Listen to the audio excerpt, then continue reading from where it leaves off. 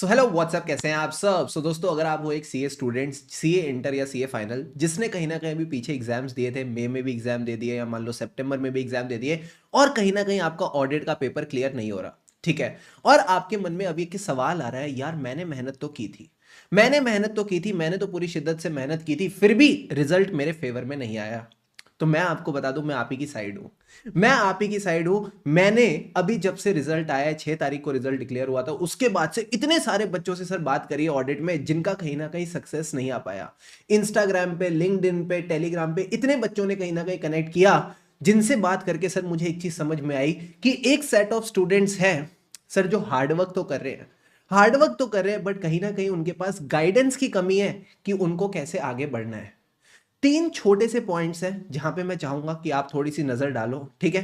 3 points हैं जिन पे आप नजर डालो, एंड ट्रस्ट मी, अगर इन 3 पॉइंट्स पे अगर आपने चीजें सीख ली ना, मैं आपको बता रहा हूं, आपकी ऑडिट की नैया पार लग जाएगी, आप आगे बढ़ जाओगे। Got it sir. देखो, अभी भी हमारे पास नवंबर आधे से ज्यादा बचा हुआ है, हाँ सर। दिसंबर पूरा पड़ा हुआ है, हाँ सर। अभी भी हम संभल सकते हैं, अभी भी हम ऑडिट का एग्जाम क्लियर कर सकते हैं। बस मन में एक चाह होनी चाहिए कि करना है। क्या आप रेडी हो हार्डवर्क करने के लिए? यस सर, हम रेडी हैं हार्डवर्क करने के लिए, आ जाओ। 3 रीजंस मैं आपको बताने वाला हूं, बट एक अच्छे सीए स्टूडेंट की तरह पहले वीडियो को लाइक कर देना, ठीक है। लाइक टारगेट रखते हैं सर, कितना? 400 लाइक्स का। और मुझे पूरा विश्वास है आप अपनी पॉजिटिविटी से, बिकॉज देखो, अगर अंदर पॉजिटिविटी होगी, अगर अंदर अच्छाई होगी, तो डेफिनेटली अच्छे रिजल्ट मिलेंगे। आप अपनी पॉजिटिविटी से वीडियो को लाइक कर दोगे, एंड सर ये वीडियो और लोगों का भी भला करेगी, ठीक है। Deal done sir. अब आओ मेरे साथ, let's discuss the reasons one by one. Why, what are the 3 reasons जिसकी वजह से स्टूडेंट्स फेल हो रहे हैं। देखो, एक बात तो आप भी समझ गए हो, मैं भी समझ गया हूं कि क्या सर सिर्फ चीजों को समझ के नंबर नहीं आ रहे, ठीक है। सिर्फ चीजों को अगर हम रीड करके जाएंगे, समझ के जाएंगे, तो नंबर नहीं आएंगे। कहीं ना कहीं जहां पे भी हेडिंग दे रखी है, उसके नीचे 4-5 पॉइंट दे रखे हैं, वो हमको लर्न होने चाहिए प्रॉपरली, ठीक है। उसके जो कीवर्ड्स है वो हमको लर्न होने चाहिए, भले उसके आगे पीछे की जो फ्रेमिंग है हम अपने वर्ड्स में करें, ताकि जो मीनिंग है वो एज पर आईसीआई निकले, बट वो लर्निंग वाला पार्ट इज ऑल्सो इंपॉर्टेंट। सो जो फर्स्ट सेट ऑफ स्टूडेंट है, या कह लो फर्स्ट रीजन है जिसकी वजह से स्टूडेंट्स कहीं ना कहीं ऑडिट एग्जाम क्लियर नहीं कर पा रहे, सर स्टूडेंट का पूरा फोकस है चीजों को समझने में, चीजों को रीड करने में, ठीक है। वहां वो पूरी होलिस्टिक स्टडी करके जा रहा है, बट लर्निंग वाला पार्ट कहीं ना कहीं वो ठीक से नहीं कर रहा, ठीक है। लर्निंग वाला पार्ट ठीक से नहीं कर रहा, यानी मोस्टली स्टूडेंट्स क्या कर रहे हैं सर, प्लेनली चीजों का रट्टा लगा रहे हैं, जो कि बहुत गलत है, ठीक है। तो अगर आप हमारी रिवीजन वीडियोस भी देखोगे, तो रिवीजन वीडियोस में भी मैंने क्या कर रखा है सर, सबसे पहले कॉन्सेप्ट रिवाइज कराया है, ठीक है। कॉन्सेप्ट रिवाइज कराने के साथ या तो कॉन्सेप्ट को किसी चार्ट के थ्रू रिवाइज कराया होगा, जिससे आपकी लर्निंग बिकम्स इजियर, आप लॉजिकली चीजों को याद रख पाओ, ठीक है सर। अगर लगता है लॉजिकली चार्ट के थ्रू चीजों को याद नहीं रखा जा सकता, तो मैंने साथ में कोई मेमोरी टेक्निक दी है, something which is relatable memory technique, जिससे कहीं ना कहीं अगेन आप चीजों को आसानी से रिटेन कर सकते हो, रिकॉल कर सकते हो इन एग्जाम। सो पहली गलती जो मोस्ट ऑफ द स्टूडेंट्स ये कर रहे हैं, सिर्फ रीड करके जा रहे हैं, समझ के जा रहे हैं, और लर्निंग वाले पार्ट पे ध्यान नहीं दे रहे। एंड यही एक रीजन है, अगर आप देखोगे जो बच्चे भी ऑडिट में फेल हुए हैं ना, एमसीक्यूज में तो उनके नंबर बन रहे हैं, ठीक है। एमसीक्यूज में तो शानदार नंबर बन रहे हैं। एमसीक्यूज में आप मान लो उनके 15 नंबर भी बनेंगे, किसी के 18 भी बनेंगे, मान लो किसी के 20 भी बन रहे हैं। बट सर जब बात आ रही है डिस्क्रिप्टिव की, डिस्क्रिप्टिव में they are not able to perform well. Descriptive में नंबर नहीं आ रहे, और डिस्क्रिप्टिव में नंबर ना आना, इसका सबसे बड़ा कारण ही ये है कि जो थ्योरी वाला पार्ट है वो बच्चा लर्न नहीं कर रहा, ठीक है। या लर्न कर रहा है तो रट्टा लगा रहे हैं। और भाई मैं आपको बता देता हूं, अगर आज मैंने किसी चीज का रट्टा लगाया बिना सोचे बिना समझे, कल मैं उसको भूल ही जाऊंगा, परसों में उसको भूल ही जाऊंगा, वो चीज मुझे एग्जाम में याद नहीं आएगी। तो अगर लर्न भी करना है ना, तो लॉजिकली चीजों को, कॉन्सेप्ट को लिंक करके लर्न करो, कि 5 पॉइंट है तो 5 पॉइंट्स को लिंक करके लर्न किया, ताकि चीजें लॉजिकली दिमाग में बैठे, मजा भी आए, ठीक है सर। या use some fun memory technique which is relatable, जिससे आपको चीजें इजीली लर्न हो सके। क्या ये पहला पॉइंट क्लियर है? क्लियर है सर। अब आ जाओ सेकंड मुद्दे पे बात करते हैं। सर क्या, मैंने बच्चे से बात की कि भैया ऑडिट को कितना टाइम दिया? सर मैंने इस बार ऑडिट को मेजर टाइम दिया था, जो मुझे एग्जाम के लिए 60-50-60 दिन मिले थे, मेजर टाइम मैंने ऑडिट को दिया। सर मैं रोज ऑडिट पढ़ता था, 30-40 दिन मैंने जम के ऑडिट पढ़ा सर, फिर भी नंबर नहीं आए। मुझे आप लॉजिकली एक बात बताना, जो चीज मैं फर्स्ट डे पे पढ़ूंगा या सेकंड डे पे पढ़ूंगा या मान लो 9th डे पे भी पढ़ूंगा, क्या वो मुझे 40th डे याद रहेगी? क्विकली टेल मी, यस और no. The answer is no. कैसे याद रहेगी सर? और जो चीज मैं 30 दिन लगा के पढ़ रहा हूं, क्या मैं उसको 1.5 डेज में संभाल पाऊंगा? Sir, next to impossible. This is what I am saying. Hard work में कमी नहीं है, गाइडेंस की कमी है। अगर आपको चीजों को 1.5 डेज में क्लियर करना है, उससे पहले चीजों को 3 डेज में करो, उससे पहले आप चीजों को 6 डेज में करो, और उससे पहले अगर टाइम मिलता है तो 12 दिन में करो। जब आप ये 3 चीजें कर लोगे तो 1.5 डेज में भी हो जाएगा। क्यों सर, कैसे हो जाएगा? जब माइंड को आदत है 12 दिन में निपटाने की, तो वो 6 दिन में भी निपटा लेगा। जब 6 दिन में निपटा लेगा तो 3 दिन में भी निपटा लेगा, और जब 3 दिन में निपटा लेगा तो 1.5 days will be a very easy affair for you. फिर 1.5 डेज में आपको इधर उधर भागना नहीं पड़ेगा, ये पूछना नहीं पड़ेगा ये छोड़ दूं क्या, ठीक है, ये छोड़ दूं क्या, वो छोड़ दूं क्या, नहीं। फिर जो 1.5 डे स्ट्रेटेजी आपके टीचर्स देते हैं उसको आप आराम से हैंडल कर पाओगे। क्या ये बात समझ में आ रही है? आ रही है सर। तो ये एक सेकंड सबसे बड़ी गलती है जो मोस्टली सीए स्टूडेंट्स कर रहे हैं, जिस वजह से एग्जाम में नंबर कम आ रहे हैं। सो आपने क्या करना है, जैसा मैंने बताया यही स्ट्रेटेजी फॉलो करनी है। पहले 12 दिन, फिर 6 दिन, फिर 3 दिन।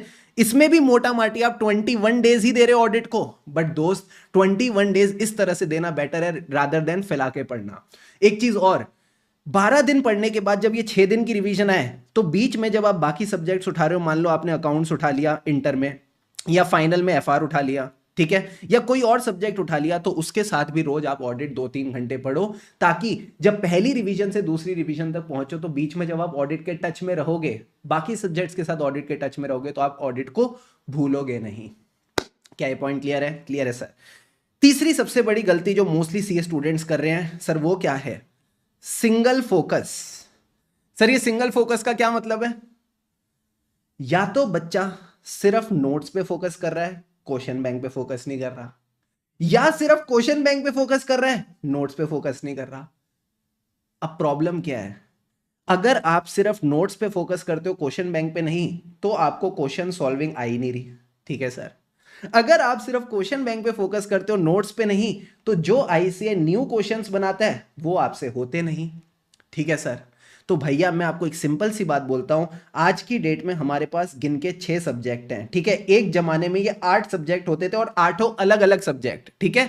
सीए फाइनल में तो 5 ही हैं, छठा तो आईबीएस है, सबकी खिचड़ी, ठीक है। तो अगर 8 सब्जेक्ट लोग मैनेज कर सकते थे, तो आप 6 तो कर ही सकते हो। और जब 6 सब्जेक्ट है ना, आईसीआई मजाक नहीं खेलेगा, आईसीआई पेपर का लेवल अच्छा देगा। सीए फाइनल की अगर मैं बात करूं, पिछले 2 अटेम्प्ट से ऑडिट का paper is on a tougher side, ठीक है, बट एफआर और एएफएम लल्लू आ रहे हैं।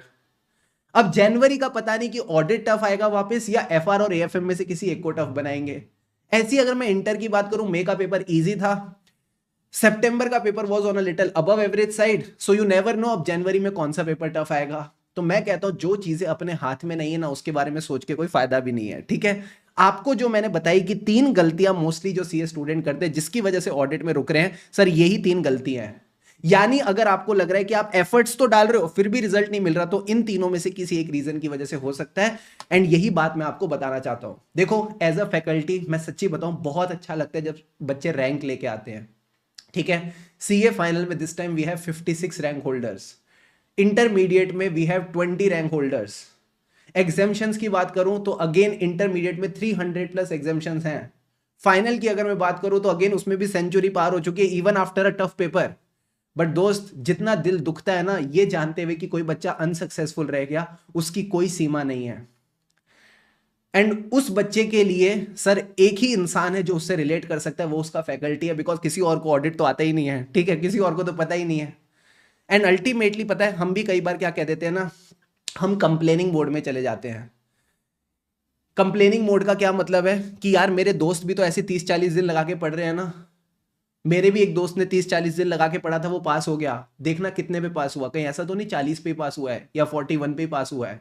उसको कहते हैं सर्वाइवर फैलेसी। सर्वाइवर फैलेसी यानी आपको वो एक दोस्त तो दिख गया जिसने ऐसे फैला के पढ़ा था, आपको वो एक दोस्त तो दिख गया जो सिर्फ रीड करके गया था, ज्यादा लर्न वन करके नहीं गया था, बट आपको वो 99 लोग नहीं दिखे जो एग्जाम में फेल हुए हैं।